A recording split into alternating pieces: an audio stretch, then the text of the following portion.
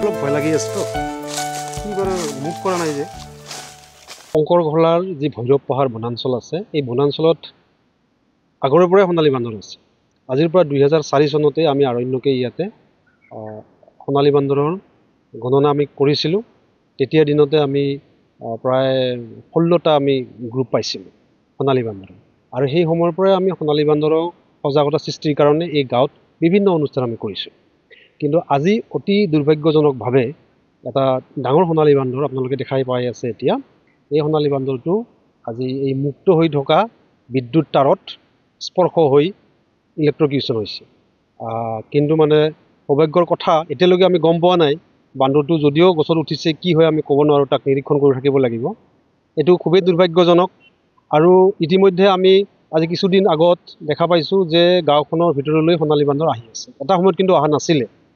গতিকে এতিয়া হয়তো তাৰ সংখ্যা বাঢ়িছে আমি বহুদিন তাৰ গণনা আমি কৰা নাই যদি সংখ্যা বাঢ়িছে বা কিবা কাৰণত গাঁৱৰ ভিতৰলৈ আহিছে এতিয়া কিন্তু খুব মানে প্ৰয়োজন হৈছে এই গোটেই গাঁওখনৰ যিবিলাক বিদ্যুতৰ তাঁৰ আছে গোটেইবিলাক ইনচুলেটেড কৰিব লাগিব আৰু ইতিমধ্যে আমি আৰণ্যকৰ সহায়ত এই গাঁওবাসীৰ পৰা কিছু ছিগনেচাৰ কেম্পেইন কৰি APDCLৰ কাৰ্যালয়ত আমি এপ্লিকেশ্যন জমা দিয়া হৈছে এতিয়া কিন্তু বেছিদিন হোৱা নাই যোৱা পৰহি দিনে দিয়া হৈছে গতিকে আমি ভাবোঁ APDCLে অতি শীঘ্ৰে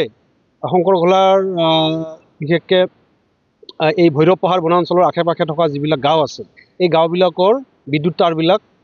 অনতিপলমে ইনচুলেটেড কৰি পেলাওক নহ'লে কিন্তু আমি আকৌ সেই কাকৈজনাৰ নিচিনা যি অৱস্থা সেই অৱস্থা আমি ইয়াত দেখিবলৈ পাওঁ এইটো কথাও সঁচা যে আচলতে আমি আমাৰ বঙাইগাঁও জিলাৰ যিবিলাক বনাঞ্চলত সোণালী বান্দৰ পোৱা যায় বিশেষকৈ এই বনাঞ্চলবিলাকত সিহঁতে খোৱা খাদ্যৰ কিন্তু গছৰ সংখ্যাটো খুব বেছি নাই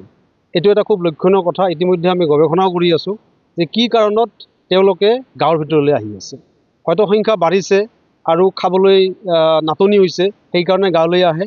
আৰু যিহেতু বহুদিনৰ পৰাই মানুহবিলাকৰ লগত সংস্পৰ্শত আহিছে হয়তো তেওঁলোকে এতিয়া গাঁৱত আহিবলৈ ভয় নকৰা হৈছে এইটো এটা কাৰণ হ'ব পাৰে আপুনি বিচৰা বাতৰি পাব কেৱল নিউজ 18 এপত নিউজ 18 এপ ডাউনলোড কৰিবলৈ স্ক্যান কৰক এই QR কোড গুগল প্লে ষ্টৰতো পাব এই নিউজ 18 এপ